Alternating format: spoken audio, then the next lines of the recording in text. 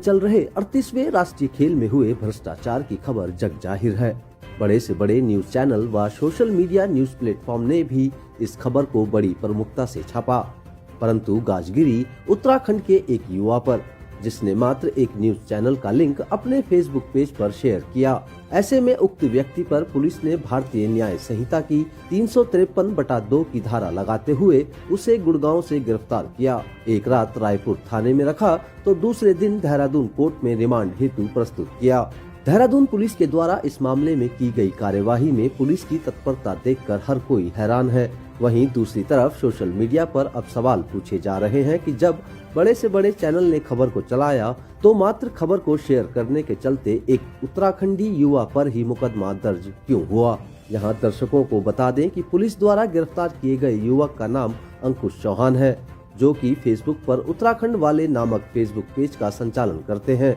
उनके द्वारा भले ही न्यूज चैनल की खबर को शेयर किया गया हो, परंतु उन्होंने एक पोस्टर भी शेयर किया जिसमें प्रदेश के मुख्यमंत्री पुष्कर सिंह धामी व 38वें राष्ट्रीय खेलों के लोगों का उपयोग किया गया था, जिसके चलते महाराणा प्रताप स्पोर्ट्स कॉलेज के प्रधानाध्यापक द्वारा पुलिस को तहरीर देकर कार्यवाही की मांग की गई थी, जिस पर पुलिस ने मुकदमा पंजीकृत कर कार्यवाही को अंजाम दिया।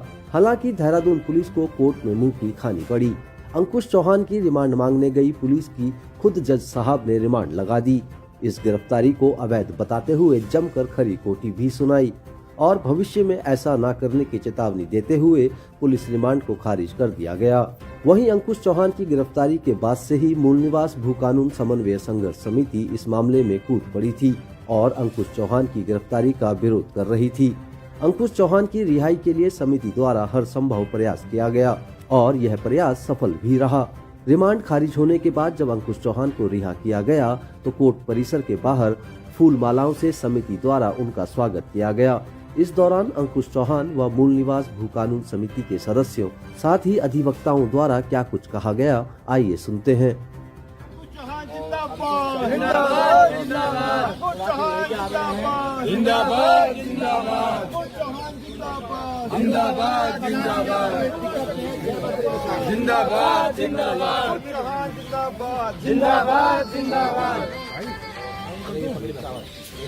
भाई मैं आपको कॉल बैक करता हूँ, थोड़ा सा टाइम हेलो भाई अंकुश चौहान।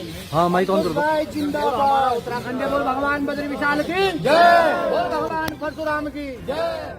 अंकुश जी, आपको दिल्ली से गिरफ्तार किया गया सिर्फ एक पोस्ट को डालने के लिए। कहा गया कि आपने मुख्यमंत्री का चेहरा उपयोग किया एक टेम्पलेट के ऊपर, क्या कुछ पूरा मामला है और कैसे देखते हैं इसके? देखिए, मामला जो था मैंने जो सच था वही शेयर करा था और वही अपने पेज से पोस्ट करा था। इसमें था, मैंने किसी पार्टी को टारगेट नहीं करा, किसी नेता को टारगेट नहीं करा। ये खबर जो था हर न्यूज़पेपर, हर अखबार ने, हर मीडिया चैनल ने पहले प्रकाशित करी थी, उसके बाद ही मैंने अपने अकाउंट से शेयर करा था। और अभिव्यक्ति की आज़ादी है, मैंने उसका इस्तेमाल करा, कुछ भी गलत उपयोग नहीं करा। प्रकरण के थ्रू मैं यही देखता हूँ कि मीडिया की आवाज़ दबाने की कोशिश उत्तराखंड में जिस तरह पहले भी हुई है, अभी भी लगातार हो रही है। सच को दबाने की कोशिश होती है और यही कोशिश रहती है कि सरकार के खिलाफ कोई बोले ना। मूल निवास भू कानून समन्वय समिति के सारे लोग आप लोगों के साथ हैं, आपकी जमानत कराने की भी उन्होंने मदद करी, कैसे देखते हैं और किस तरह आभार जताएंगे उनका? उन सभी का, जो भी मेरे साथ खड़े हैं अभी भी, सभी यहीं पे, उनका मैं बहुत बहुत हार्दिक अभिनंदन करता हूँ। वो मेरे साथ शुरू से लेकर अब तक खड़े हैं और जब अभी केस चल रहा था उस समय वो मेरे साथ खड़े थे। मैं उनका हमेशा शुक्रगुजार रहूँगा और आगे भी उनके साथ इसी तरह संघर्ष जारी रहेगा। मोहित भाई, लगातार इस पूरी घटना पर आप नज़र बनाए थे। उस दिन रात को भी आप वहाँ थाने में पहुँचे, कल भी वहाँ पर मौजूद थे जी। इस पूरी घटना पर किस तरह से देख रहे हैं, क्योंकि आप लगातार इसके साथ बने हुए थे? देखिए, सबसे पहले मैं अपने सभी अधिवक्ताओं का बहुत बहुत धन्यवाद ज्ञापित करना चाहूँगा कि आपने इस संकट की घड़ी में भाई अंकुश चौहान के साथ आप लोग खड़े रहे, आपने हमें ताकत दी है। और आप समझ सकते हैं इस बात को कि न्यायालय ने भी पुलिस को फटकार लगाई है, क्योंकि इल्लीगल तरीके से आपने अरेस्टिंग की थी, इसलिए न्यायालय को फटकार लगानी पड़ी। और पुलिस को भी इस बात को समझना होगा कि हर किसी को अभिव्यक्ति की आज़ादी है और लोकतांत्रिक तरीके से बात रखने का अधिकार हर किसी को है। और भाई अंकुश ने भी अपनी जो बात रखी, अपने जो मुद्दे रखे, एक तरह से राष्ट्रीय खेलों में जो भ्रष्टाचार हो रहा था उसकी खबरें लगातार मीडिया में चल रही थी, उन्हीं खबरों को उनने अपने पेज के जरिए जनता के सामने रखा और इसी मामले में उनकी अरेस्टिंग की जाती है। और आप सोचिए पुलिस कितनी तेज़ी दिखाती है। पुलिस गुड़गांव जाती है और गुड़गांव से भाई अंकुश को उठाकर लाती है और कल रात भर इन्हें रायपुर थाने में रखा जाता है। कल रात को ही हमारे अंकुश भाई से मुलाकात हो गई थी और हम यही कहना चाहते हैं, इस राज्य का युवा न तो इस सरकार से डरता है न पुलिस से डरता है। ये चाहे कितनी अपनी ताकत लगा दे, चाहे कितने ही ये झूठे मुकदमे दर्ज कर लें, ये युवा डरने वाला नहीं है। हमारे साथ एक और युवा आयुष रावत भी हमारे बीच काशीपुर से आया है। इनके खिलाफ भी पुलिस ने झूठे मुकदमे दर्ज किए हैं। जब इन्होंने मुख्यमंत्री का एक मीम बनाया था, वो भी भाई अंकुश के साथ खड़ा होने के लिए, अपनी एकजुटता जाहिर करने के लिए यहाँ पर पहुँचे हैं और भी हमारे बहुत सारे साथी यहाँ पर पहुँचे हैं। और हम यही कहना चाहते हैं, जब सरकार प्रताड़ित करेगी हमारे युवाओं को, हम एक ताकत के साथ अपने युवाओं के साथ खड़े रहेंगे।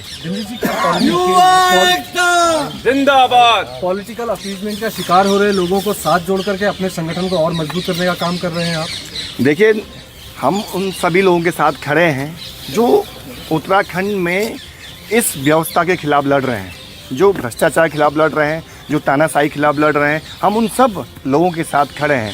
भाई अंकुश ने भी अपने उत्तराखंडियत के नाते, वो यहाँ के युवा हैं, वो यहाँ की पीड़ा को समझते हैं, उन्होंने अपनी आवाज़ को उठाया, कहीं गलत नहीं था, इसलिए हम उनके साथ खड़े हैं। हम उन सभी लोगों के साथ आगे भी खड़े रहेंगे जिन्होंने जो भी इस राज्य के हित के लिए आगे लड़ रहे हैं। हमारे बीच में हाईकोर्ट के वकील भी हैं और बघेल जी हैं, संदीप चमोली जी हैं और भी बहुत सारे वकील भाई साहब हैं, आप लोग भी। ट्रायल में किस तरह से रही है ट्रायल? दरअसल ये साधारण सा एक बेलेबल ऑफेंस था और माननीय सुप्रीम कोर्ट द्वारा एक सतेंद्र अंटिल वाली साइटेशन में ये सारा प्रावधान दे रखा कि 5 साल से कम वाली सज़ा में आप कभी ऐसे अरेस्ट कर ही नहीं सकते। और जो हमारे ये भाई के मामले में हुआ, इसमें न तो 41 का नोटिस दिया गया, एक बेलेबल ऑफेंस में देहरादून से पुलिस गुड़गांव से आदमी को उठा के ला रही है और हमारे शहर में या उत्तराखंड में हज़ारों ऑफेंस हो रहे हैं जो नॉन बेलेबल हैं, कॉन्जेबल हैं। इतनी सतर्कता और इतनी स्फूर्ति से वहाँ कहीं काम नहीं हो रहा। ये साधारणतः ये लगता है कि शासन प्रशासन की एक आम आदमी में भय व्याप्त करने की नीयत से ये सारा कार्य किया जा रहा है और अभिव्यक्ति की स्वतंत्रता हमारे संविधान में व्यक्त है। आप अभी मैं देख रहा था कि उसने वो सारा का सारा फॉरवर्ड किया, इसी कारण वो आईटी का कोई सेक्शन नहीं लगा। एक जर्नल से सेक्शन में उस बेचारे को गुड़गांव से उठाकर यहाँ ले आ गए। कोर्ट का क्या निर्णय आज इस पे आया है वकील साहब?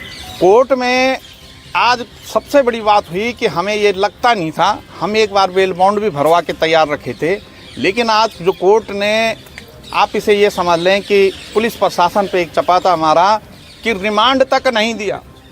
मुझे एक बार ये भी लग रहा था कि कोर्ट ये कह सकती है कि बेल बॉन्ड भर लो, बेल हो जाएगी, लेकिन आज कोर्ट ने रिमांड रिजेक्ट कर दिया और ये बहुत बड़ी बात है पुलिस के लिए, ऐसे अपराधों के लिए। एकता जिंदाबाद जिंदाबाद जिंदाबाद, अखंडी एकता जिंदाबाद जिंदाबाद जिंदाबाद। हर जोर जुर्म की टक्कर पे संघर्ष हमारा।